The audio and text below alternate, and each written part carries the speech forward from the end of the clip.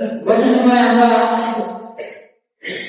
নবীজির জন্ম সম্পর্কে আলোচনা করেছিলাম। বিশ্বনবীর আগমনে এই তথ্য হল তীব্র। নবীজির যদি আগমন না হলো তাহলে এই ত্রিভুবন কখনোই ধন্য হতো না। যেহেতু রাসূল আকরাম সাল্লাল্লাহু আলাইহি ওয়াসাল্লাম এই রবিউল আউয়াল মাসে পৃথিবীর মধ্যে আগমন করেছে, সুতরাং যেহেতু রবিউল আউয়াল মাসে আগমন করেছে, তার মানে এই রাসূলের বংশে এই মাসটা অনেক মহান। এই মাসটা পরে এটা আমরা সবাই জানি। আর আমরা বিশ্বাস করি বিশ্বনবী যদি পৃথিবীর মধ্যে আগমন না করতেন তাহলে এই কায়নাত কোনো কিছু সৃষ্টি হতো, কিছুই সৃষ্টি হতো। সবকিছু কার জন্য সৃষ্টি হয়েছে? এখন তুমি যে আসছে আমাদের মাঝে, এটা আমরা দেখি সাহাবারা দেখে দেখছে। যারা রাসূলুল্লাহকে দেখছে তাদের কি বলা হয়? সাহাবী। তাদের কি বলা হয়? সাহাবী। আর সাহাবী এটা আরেক শব্দ, এটা অর্থ হচ্ছে সাথী, বন্ধু, সাথে বন্ধু। অর্থাৎ রাসূল আকরাম সাল্লাল্লাহু আলাইহি ওয়াসাল্লামকে সবচেয়ে বেশি যারা সঙ্গ দিয়েছিলেন হযরত আবু বকর রাদিয়াল্লাহু তাআলা আনহু, হযরত উসমান রাদিয়াল্লাহু তাআলা আনহু, হযরত ওমর রাদিয়াল্লাহু তাআলা আনহু, হযরত আলী রাদিয়াল্লাহু তাআলা আনহু, এদের মধ্যে যে সমস্ত বড় বড় সাহাবীরা রাসূলুল্লাহকে সঙ্গ দিয়েছিলেন, রাসূলের সাথে ছিলেন, তাদেরকে বলা হয় সাহাবী। আর সাহাবীদের সম্পর্কে আল্লাহ পাক রব্বুল আলামিন বলেছেন রাদিয়াল্লাহু তাআলা, রাদিয়াল্লাহু তাআলা, এটা হচ্ছে আল্লাহ পাক রব্বুল আলামিন তাদের উপর রাজি হয়ে গেছে। এবার আসেন আল্লাহ পাক রব্বুল আলামিন বলেছেন মুহাম্মাদুর রাসূলুল্লাহ মা কানা মুহাম্মাদুন আবা আহাদিন মিন রিজালিকুম ওয়ালাকিন রাসূলুল্লাহ ওয়া খাতামান নাবিয়্যিন ওয়া কানা আল্লাহু বিকুল্লি শাইইন আলিমা। মান ইউতি'র রাসূল ফাকাদ আতা আল্লাহ। এভাবে অনেক জায়গায় আল্লাহ পাক রব্বুল আলামিন রাসূলের সম্মান মর্যাদা উঁচু করে দিয়েছেন। শুধু তাই নয়, কোরআনের আরেক জায়গায় আল্লাহ পাক রব্বুল আলামিন বলেছেন কুল ইন কুনতুম তুহিব্বুনাল্লাহ ফাত্তাবিউনি ইউহিব্বুকুমুল্লাহ। আল্লাহ পাক রব্বুল আলামিন নবীকে তেমন রাসূল মুহাম্মদ কুল ইন তুহিব্বুনাল্লাহ, আপনি আপনার উম্মতকে বলে দেন তারা যদি আমি মালিককে মহব্বত করতে চায়, কুল ইন তুহিব্বুনাল্লাহ ফাত্তাবিউনি ইউহিব্বুকুমুল্লাহ, তারা যেন আমার নবীকে অনুসরণ, আমার নবীকে মহব্বত ভালোবাসে। এখন নবীকে গালি দেয়, ওখানে প্রতিবাদ করে না। নবী সম্পর্কে পরিপূর্ণ কথা বলে, ওখানে কথা বলে না। নবীকে পরিপূর্ণ কথা বলতে আজেবাজে কথা বলে, ফেসবুকে বিভিন্ন বিভিন্ন আন্দোলন প্রকাশ করে, অথচ সেখানে প্রতিবাদ করে না। শুধু নবীর জন্মদিন আসছে, নাচ গান রোজ চর্চা এগুলো মাধ্যমে স্বাগত জানায়। পুরা বছর নবীকে যারা বিরক্তি করে তাদের প্রতিবাদ করে না, তাদের সাথে বিবাহ করে না, রাজপথে নামে না, রাজপথে ময়দানে নামে না, মাথা উঁচু করে বলে না যে খবরদার আমার নবীকে গালি দেওয়া যাবে না, আমার নবীকে তুমি গালি দাও, ওই গালিটা আমার নবী, আমার মাকে ধরে গালি দাও, আমার কোনো সমস্যা নাই, বাবাকে ধরে গালি দাও, কোনো সমস্যা নাই, আত্মীয় স্বজনদের মিলে গালি দাও, কোনো সমস্যা নাই, এটার প্রতিশোধ বা প্রতিবাদ আমি করবো না। কিন্তু আমার প্রিয় হাবিব হযরত মুহাম্মদ রাসূলুল্লাহকে যদি গালি দাও তাহলে তোমার পেটের সাল থাকবে না।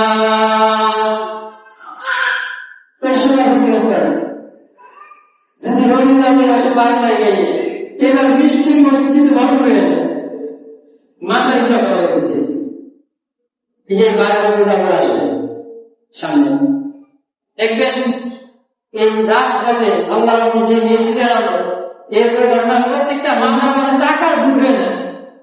প্রেসিডেন্ট বাজারে এক সপ্তাহ হিসাব ৭৬ লক্ষ টাকা, এক সপ্তাহ দেখো ৭৬ লক্ষ টাকা। এখন তো প্রশাসনের হাত থাকার কারণে এখন তারা হিসাব দেয়, কিন্তু এই জমিতে কত লাখ লাখ কোটি কোটি টাকা আত্মসাৎ করেছে, এটা বিনা হিসাব দেয়। বাবার নাম দিয়া বন্ধামি করে টাকা আত্মসাৎ করে সে টাকা তারা বন্ধ করে দিচ্ছে।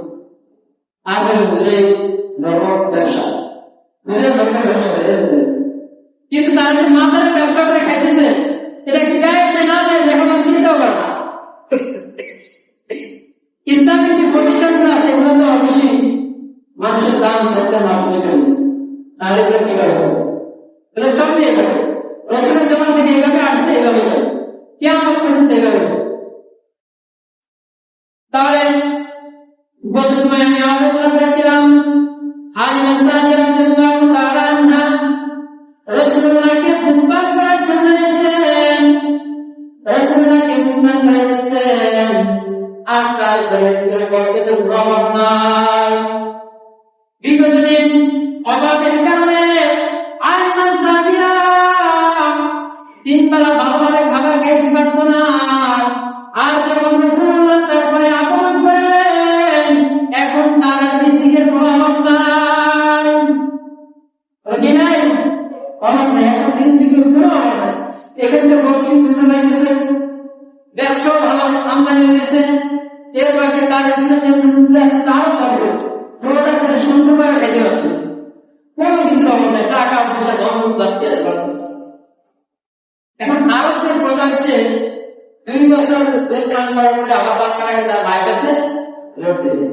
এখন 2 বছর হয়েছে, হওয়ার পরে হালিমা মোহাম্মদকে দিতে রাজি হয় না, মন মানে না কি যে সন্তানকে আনার কারণে আজকে আমার এত টাকা পয়সা, এত ধন দৌলত, এত কিছু, এখন যদি আমি তাকে দিয়ে দেই এই ধন সম্পত্তি করে দেন, বরকত কি কমে যাবে।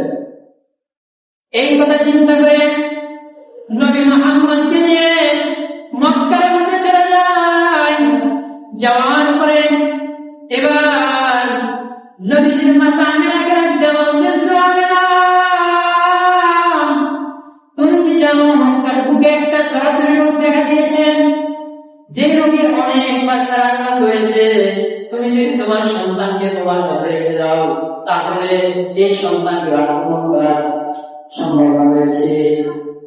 একটা উচিত যাতে মোহাম্মদকে আবার দিয়ে যেতে না, এই বছর ছাড়তে সে রাজি।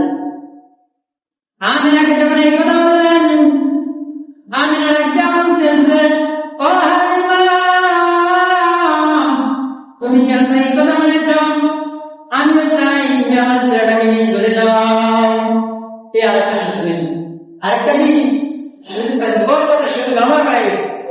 এবার হালিমা সাদিয়া খুশিতে রসুল্লাহকে নিয়ে বাড়িতে চলে আসছে। এভাবে দিনকালে যেতেছেন, হঠাৎ একদিন মুহাম্মদ রাসূলুল্লাহ বকরিগুলাকে ঘাস খাওয়ানোর জন্য জঙ্গলের ভিতরে নিয়ে যায়। ওই জঙ্গলের ভিতরে বকরিগুলাকে ছড়িয়ে দিচ্ছে। হঠাৎ 2 জন সাদা পোশাকওয়ালা ব্যক্তি আসলেন, আসার পরে রাসূলুল্লাহকে জমিনের ভিতরে শোয়াইলেন। জমিনের ভিতরে শোয়ানোর পরে যখন রাসূলুল্লাহ পেটটাকে ফাটতেছিলেন, এমন সময় খুতবায় চিৎকার দিয়ে বলতেছে, ও কে আছে জিজ্ঞাস, কারা যেন আমার ভাইয়ের খুব আমার খুতবায় কোনটাকে ফেলতেছে। এইগুলো বলছেন, চিন্তা দৌড়ে বাড়িতে চলে গেছে। বাড়িতে গিয়া আলিমাকে ডাকতে বলতেছেন, আমার খুতবায় মুহাম্মদ তাকে 2 জন সাদা পোশাক পরা ব্যক্তি এসে জমিনের ভিতরে শোয়াইয়া তার বুকে যেন ফাটতেছে। এই কথা যখন হালিমা শুনছেন, ভয়ে বসে এই কথা শোনার সাথে সাথে দৌড়ে জঙ্গলের দিকে চলে গেছে। যাওয়ার পর দেখতেছে নবী মুহাম্মদ ভয়ে আতঙ্কিত হয়ে বসে আছে, চেহারা একবার আলিমা ডাকতে বলতেছেন, ও যে মুহাম্মদ তোমার কি হয়েছে, কি হয়েছে, তুমি কেন এত ভয়ের গম্ভীর অবস্থায় বসে আছো? এবার নবী মুহাম্মদ ডাকতে বলতেছে,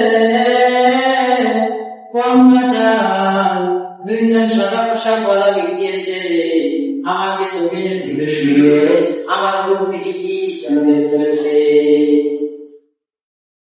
আমার ডাকতে বলতেছে, ও হাবিব, ও দুষ্ট মুহাম্মদ, আপনার কোনো ভয় নাই, ভয় নাই, ভয় নাই।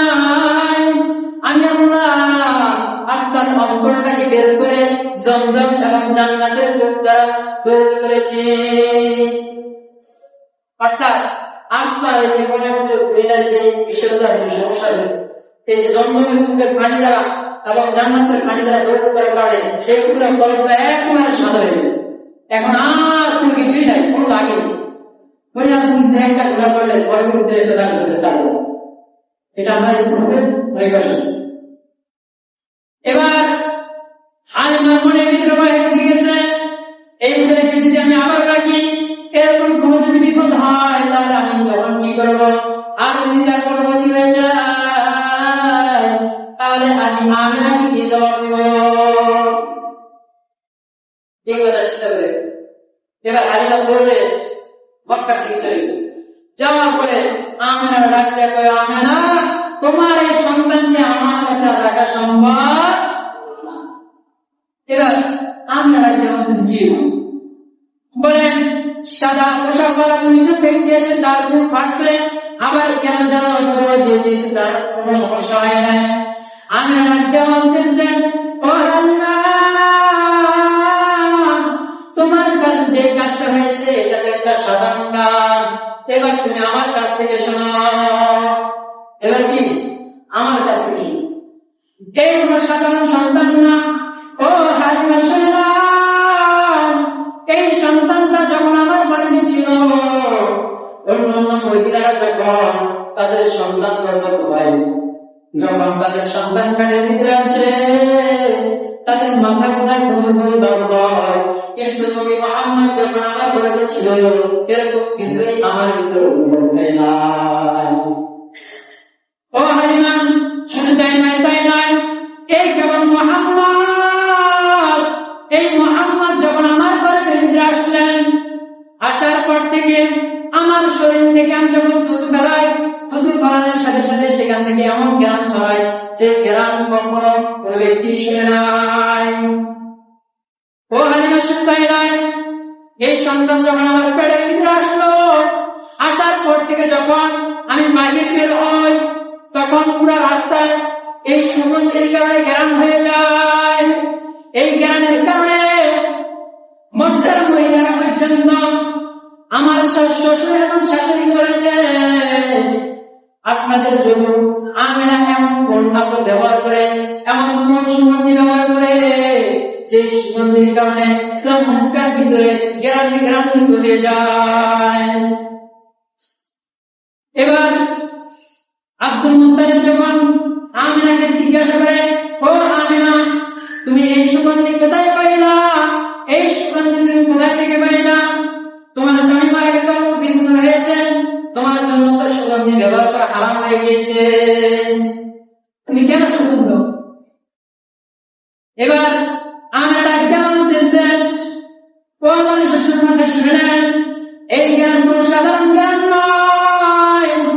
এই যে আমার করবেন যে সন্তানটা এসেছে, এই সন্তানের কারণে এই জ্ঞান।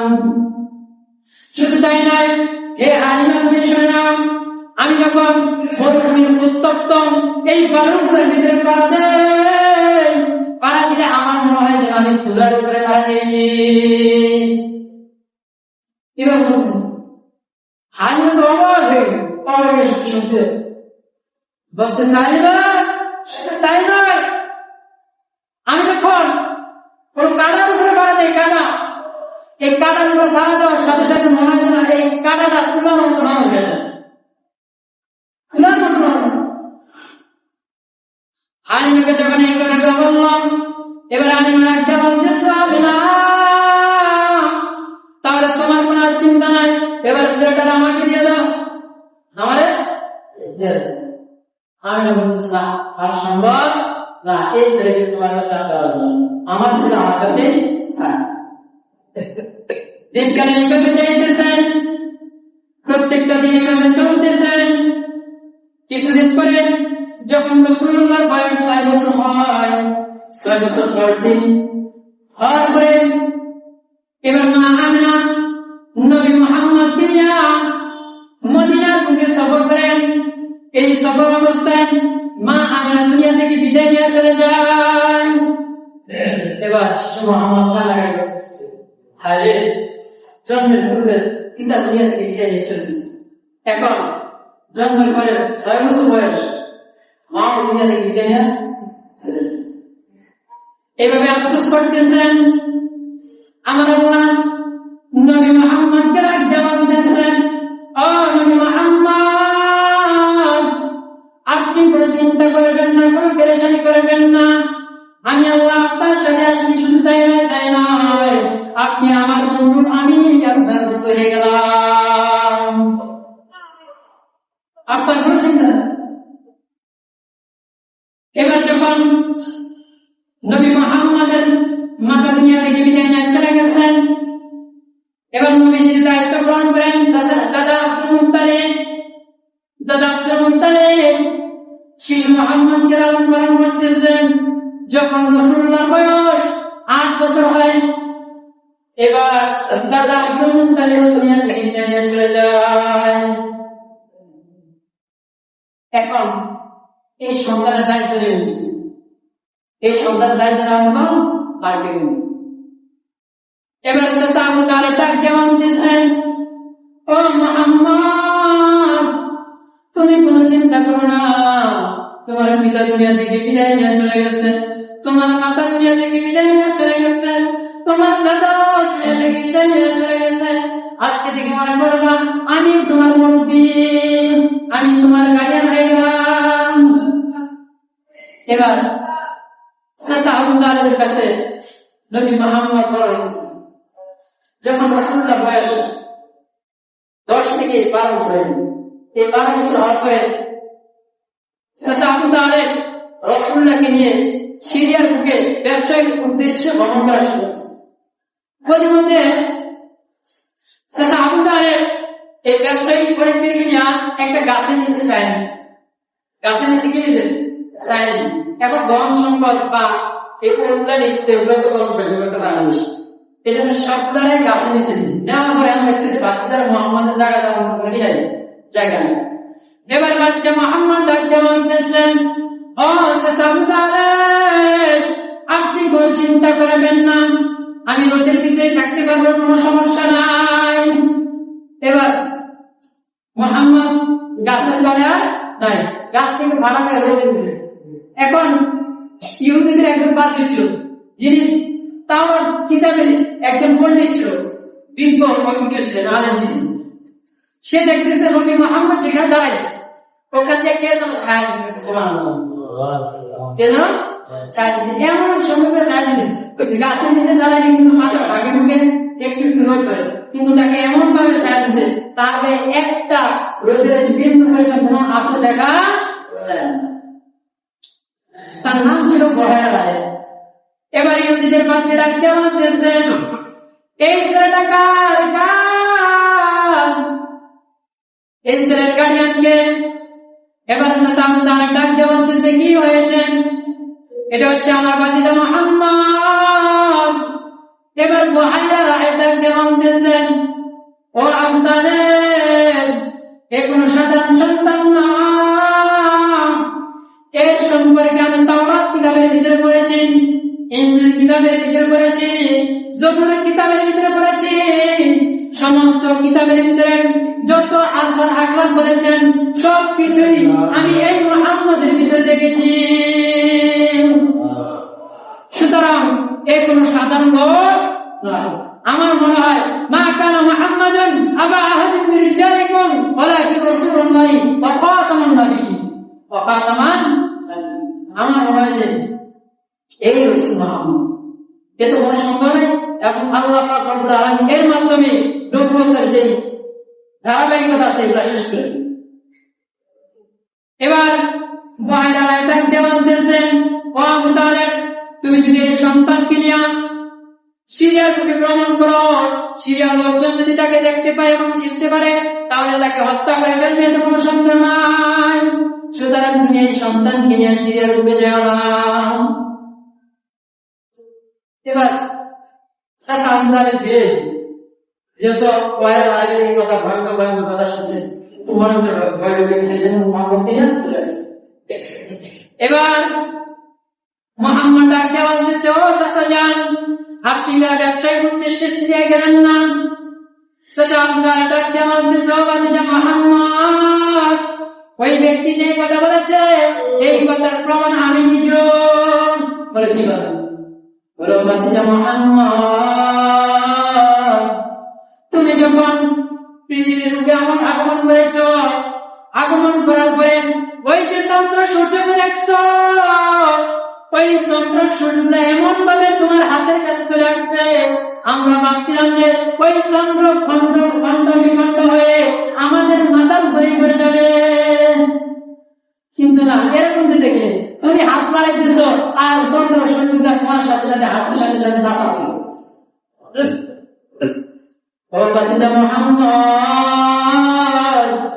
তোমার ছোটবেলা অনেক কিছু আমি জানি, এই জন্য আমি সিরিয়ার বুকে গমন করিলাম। রাসূলুল্লাহ মুজিজা ছোটকাল থেকে প্রকাশ হয়েছে, এই জন্য তার সততা, তার ভদ্রতা, নম্রতা সব কিছু দেখে আরেকজন লোকের আছেন সেই ছোট একটা বাচ্চা দিয়ে এত কিছু, এই জন্য তারা লোক আর নাই, এই জন্য তারা ডাকা শুরু করছে। এখন আর মোহাম্মদ নয়, এখন থেকে রাখতে হবে আল্লাহ রাখতে হবে। আর আল আমিন এটা শাব্দিক অর্থ হচ্ছে সত্যবাদী, আর আমরা কবি সত্যবাদী। 12 বছরের রাসূলুল্লাহ যে লক্ষ্য হয়ে গেছে সত্যবাদী লোক। এবার মক্কার ভিতরে একটা প্রচলন ছিল, তাদের যে মক্কার ভিতরে একটা পাথর ছিল, কালো পাথর, আসওয়াদ। এই পাথরটাকে যারা সরাইতে পারতো তারা মনে করতো যে আমরা ধন্য, আমরা কি কথা চিন্তা করে তারা সকল করতে এসে ওই পুত্র বলতেছে আমরা সরাবো, ওই পুত্র বলতেছে আমরা সরাবো, এভাবে ধ্বংস হয়ে গেছে। নবী মুহাম্মদ ডাকতে বলতেছে, ও আমার পুত্ররা, তোমরা কোনো চিন্তা করো না, আমি তোমাদেরকে এটার জন্য একটা শব্দ পরামর্শ দিয়ে দেব। পরামর্শ কি? তোমরা সকালে এখান থেকে চলে যাবে, পরের দিন ফজরের সময় যে আগে আসতে পারবে সে এই পাতাকে এখান থেকে নতুন জায়গায় নিয়ে যাবে। এখন সকল বন্ধুরা ফজরের আগে গেছে, আসার পর দেখতেছে মুহাম্মদ অর্থাৎ আলামিন যাকে উপাধি দিয়েছে সে আলামিন ওখানে বসে আছে, ওখানে বসে মাত্র থেকে সবাই হবে। এবার সবাই বলতেছে আমরা সরাবো, আমরা সরাবো, কিন্তু নবী মুহাম্মদ বলতেছে না না না, তোমরা সকালে তো এই পাথর চুম্বন করতে পারবে না, ধরতে পারবে না।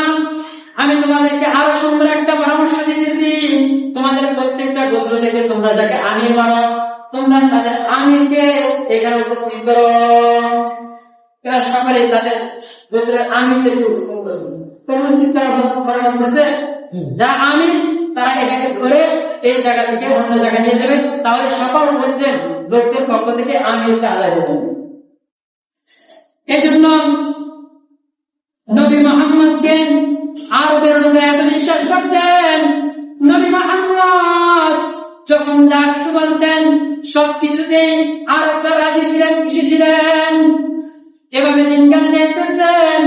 রাসূলুল্লাহর বয়স যখন 22 থেকে 23 বছর উপনীত হয়, এবার রাসূলুল্লাহ সম্পর্কে বিবি খাদিজা রাদিয়াল্লাহু তাআলা অনেক আগ থেকে শুনছেন, ওই ছোট মুহাম্মদ তার ভিতরে অনেক গুণাগুণ আছে, অনেক গুণাগুণ আছেন। এই খবর যখন খাদিজা শুনলেন, খাদিজা কেমন ব্যক্তি ছিলেন? মক্কার ভিতরে একজন ধন্য ব্যক্তি ছিলেন, যার ধন বান্দার কোনো অভাব ছিল না। এবার খাদিজা তার গোলামকে রাখতে গোলাম যাও, নবী মুহাম্মদকে বলে দাও, নবী মুহাম্মদ যদি আমার সাথে ব্যবসা করতে চায় তাহলে আমি আমার অর্ধেক ব্যবসা তাকে দিয়ে দিব। এবার থেকে রাসূলুল্লাহ ব্যবসা শুরু, কি শুরু? ব্যবসা শুরু। তখন থেকে বিয়ের যে আলোচনাটা আছে ইনশাআল্লাহ, যত রবিবার নষ্ট করছেন বাকি আলোচনাটুকু আগামী জুমায় ইনশাআল্লাহ সম্পূর্ণ আলোচনা করার চেষ্টা করবো। আলহামদুলিল্লাহ।